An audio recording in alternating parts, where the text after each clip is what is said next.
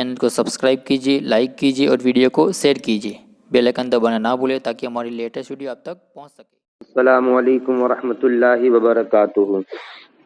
اللہ تعالیٰ پیارے محبوب صلی اللہ تعالیٰ علیہ وآلہ وسلم کی ذات بابرکت پر درود و سلام پڑھتا ہے، اور اس کے فرشتے بھی اپنے محبوب صلی اللہ علیہ وسلم پر درود پاک پڑھتے ہیں۔ یہ قرآن پاک میں بھی واضح ہے کہ ان اللہ وملائکتہ یصلون علی النبی یا ایھا الذین آمنوا صلوا علیہ وسلموا تسلیما، کہ بے شک اللہ اور اس کے فرشتے درود بھیجتے ہیں اس غیب بتانے والے نبی صلی اللہ تعالیٰ علیہ وسلم پر۔ تو ایمان والو، تم بھی اس نبی صلی اللہ علیہ وسلم پر خود درود اور سلام بھیجا کرو۔ درود پاک کے بارے میں رسول پاک صاحب اللہ صلی اللہ تعالیٰ علیہ وسلم ارشاد فرماتے ہیں کہ جو میرا عاشق مجھ پر ایک مرتبہ درود پاک پڑھتا ہے، اللہ اور اس کے فرشتے اس پر 10 مرتبہ رحمت نازل فرماتے ہیں۔ رسول پاک صاحب اللہ صلی اللہ تعالیٰ علیہ وآلہ وسلم نے ارشاد فرمایا کہ کل بروز قیامت نفسی نفسی کے عالم میں جب سورج سوا نیزے پر ہوگا، دھوپ شدید ہوگی، زمین تانبے کی ہوگی، ایسے نازک وقت میں عرش اعظم کے سائے کے نیچے میرے پاس وہ کھڑا ہوگا جس نے مجھ پر دنیا میں زیادہ سے زیادہ درود پاک پڑھا ہوگا۔ اللہ کے پیارے محبوب صلی اللہ تعالیٰ علیہ وآلہ وسلم ارشاد فرماتے ہیں اگر بیمار مجھ پر درود پڑھتا ہے اللہ اسے شفا بخش دیتا ہے، اگر بے روزگار پڑھتا ہے اللہ اسے روزی دیتا ہے، اگر تنگ دست مجھ پر درود پڑھتا ہے تو اللہ اس کی تنگ دستی کو دور کر دیتا ہے، اگر کوئی مصیبت زدہ مصیبت کے وقت میں مجھ پر درود پڑھتا ہے اللہ اس کی مصیبتوں کو دور کر دیتا ہے، اگر کوئی انسان کسی بھی بلا کے اندر مبتلا ہو اور وہ نبی پاک صاحب اللہ صلی اللہ علیہ وسلم پر درود پڑھتا ہے تو اللہ اس کی تمام مصیبتوں کو دور کر دیتا ہے۔ تو ہمیں چاہیے کہ دنیا آخرت کی بھلائی کے لیے اپنے محسن غمخوار آقا صلی اللہ تعالیٰ علیہ وآلہ وسلم کا قرب پانے کے لیے، عشق رسول دل میں بڑھانے کے لیے، اپنی نسلوں کو بہتر بنانے کے لیے، اپنی اولاد کو نیک بنانے کے لیے زیادہ سے زیادہ درود پاک پڑھا کرے۔ اللہ تبارک و تعالیٰ کے مقدس اولیاء کرام رحمہم اللہ تعالی علیہم اجمعین، جن کے بارے میں قرآن میں خداوند قدوس نے ارشاد فرمایا الا ان اولیاء اللہ لا خوف علیہم ولا هم یحزنون، تحقیق کے خبردار ہو جاؤ، بے شک اللہ کے ولیوں کو نہ کوئی خوف ہے اور نہ کوئی غم۔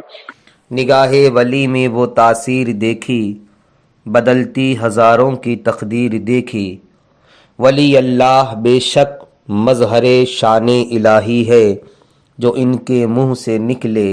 عین فرمان الہی ہے۔ محترم حضرات، اللہ کے ولی اللہ کے مقبول بندے ہوتے ہیں، اور ان حضرات نے اپنی زندگی کو اطاعت مصطفیٰ صلی اللہ تعالیٰ علیہ وآلہ وسلم میں گزاری تو خداوند قدوس نے انہیں اعلیٰ مقام سے سرفراز فرمایا۔ رسول پاک صاحب الاولاق صلی اللہ تعالی علیہ وآلہ وسلم ارشاد فرماتے ہیں کہ اللہ کے محبوب ولی کی بارگاہ میں جا کر دعا کرنے سے اللہ دعاؤں کو قبول فرماتا ہے اور حاجتوں کو پورا فرماتا ہے۔ اللہ کے ولی اگر کسی بات پر قسم اٹھا لیتے ہیں تو اللہ ان کی قسم کو ضرور پورا فرماتا ہے۔ جس کے لیے اللہ کے ولی دعا فرما دیتے ہیں اللہ تبارک و تعالی ان کی دعاؤں کو اپنی بارگاہ میں قبول فرماتا ہے۔ اور قسمت میں جو چیز نہ ہو، اگر اللہ کا ولی اس چیز کے لیے دعا کر دے تو اللہ مقدر میں وہ بھی لکھ دیتا ہے۔ ہمارے سرکار غوث پاک رضی اللہ تعالیٰ عنہ کو کون نہیں جانتا کہ آپ کے زمانہ اقدس میں بہت سارے ایسے واقعات ملتے ہیں کہ آپ نے اپنے مریدوں کی تقدیر کو لوح محفوظ پر پڑھا اور اسے اپنی مرضی سے خداوند قدوس کی بارگاہ میں دعا کر کے بدل دیا۔ کسی کی موت تھی، اللہ نے اسے زندگی عطا فرما دی۔ ایسے بہت سارے واقعات ہمارے غوث پاک کے ان کی سوانح حیات سے ہمیں ملتے ہیں۔ بہر کہ اللہ کا ولی جو ہوتا ہے وہ خدا کا محبوب ہوتا ہے، اور ان کی بارگاہ میں جانے سے اللہ دعاؤں کو قبول فرماتا ہے اور حاجتوں کو پورا فرماتا ہے۔ آپ اس وقت جو مزار شریف دیکھ رہے ہیں یہ خورج ڈابھی کلول مانسا کے پاس میں یہ گاؤں ہے، وہاں کا یہ مزار پاک ہے، اور اس مزار پاک میں حضرت سید امیر علی ذوالفقار علی سید رحمۃ اللہ تعالی علیہ، جسے دنیا گچکی بابا کے نام سے جانتی ہے، آرام فرما ہے۔ آپ کی تاریخ پیدائش 3 مارچ عیسوی سن 1944 ہے، اور آپ کا وصال با کمال 15 ذی الحج ہجری سن 1440 مطابق 1420 مطابق 2000 سال میں آپ نے دنیا سے وصال فرمایا، یعنی کہ آپ کو وصال کیے ہوئے اس وقت تقریباً 20 سال کے قریب کا عرصہ ہو رہا ہے۔ آپ اپنی حیات طیبہ میں گاڑی کا کام کاج کرتے تھے،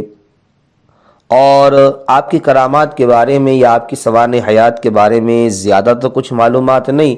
لیکن ان کے قریب کے کچھ لوگوں کا کہنا ہے، اس گاؤں کے اس مزارات کے قریب، مزار پاک کے قریب میں رہنے والوں کا ایسا کہنا ہے کہ حضرت گچکی بابا رحمۃ اللہ تعالی علیہ کی ایک گاڑی ہے جو اس وقت آپ کے مزار اقدس کے بالکل سامنے اسٹینڈ پر کھڑی ہے۔ بارہا کا یہ مشاہدہ دیکھا گیا کہ گاڑی کو سڑک پر چلتا ہوا دیکھا، مگر اس میں کوئی ڈرائیور نظر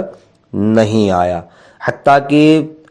پولیس والوں نے بھی اس کی تحقیق کی، انہوں نے بھی کہا کہ ہم نے بھی گاڑی کو سڑک پہ دیکھا مگر اس کے اندر ڈرائیور نظر نہیں آیا۔ پولیس والے بھی مزار شریف پر آ کر تحقیق کر کے گئے، انہوں نے بھی دیکھا کہ واقعی میں گاڑی تو اسٹینڈ پر ہی ہے، جو برسوں سے اسٹینڈ سے نیچے نہیں اتری۔ دوسری غلط فہمی کا میں آپ کے سامنے خلاصہ کر دوں کہ کچھ لوگ ایسا کہتے ہیں کہ مزار پاک پر جو گاڑی ہے وہ خود بخود صاف ہو جاتی، ایسا نہیں، بلکہ اس مزار پاک کے جو خادم حضرات ہیں وہ ہفتے میں یا 2-4 دن میں اپنے وقت کے مطابق گاڑی کو صاف کرتے رہتے۔ بہرکیف ہم بزرگان دین کی کرامت کو نہیں دیکھتے، بلکہ بزرگان دین کے تقوی پرہیزگاری کو دیکھتے ہیں کہ اللہ تبارک و تعالیٰ کی بارگاہ میں مقبولیت پانے کا ذریعہ تقوی ہے۔ اللہ تعالیٰ قرآن میں فرماتا ہے الذین آمنوا وکانوا یتقون، یہ وہ لوگ ہیں جو اپنی زندگی کو تقوی پرہیزگاری کے ساتھ گزارتے ہیں، اور جو اپنی زندگی کو تقوی پرہیزگاری کے ساتھ گزارتے ہیں اللہ انہیں جنت میں ایسا مقام عطا فرماتا ہے کہ جہاں پہ نہریں جاری ہے۔ الحمدللہ